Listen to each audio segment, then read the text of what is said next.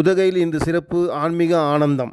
ஸ்ரீ ஹரிஹரன் பஜனை சபை சார்பில் கண்ணபிரான் 146வது ஆண்டு அன்னப்பிரசாதம் உரியடி உற்சவம். உதகை ஸ்ரீ ஹரிஹரன் பஜனை சபா சார்பில் ஆண்டுதோறும் நடைபெறும் உரியடி உற்சவம் கண்ணபிரான் 140வது ஆண்டு விழா இன்று கோலாகலமாக சிறப்பாக நடைபெற்றது.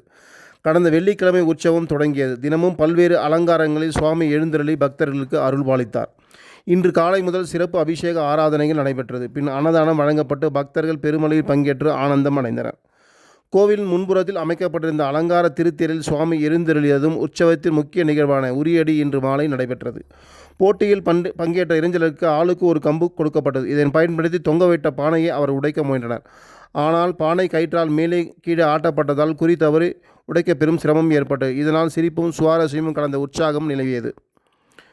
பல ஆண்டுகளாக பாரம்பரியம் மாறாமல் நடைபெற்று வரும் இந்த உரியடி உற்சவம் பக்தி உணர்வுடன் மட்டுமல்லாது மகிழ்ச்சி, விளையாட்டு, ஒன்றிணைவு ஆகியவற்றின் அடையாளமாக விளங்குகிறது. இந்த முறை திரளான பொதுமக்கள் பங்கேற்று விழாவை கண்டு களித்தனர்.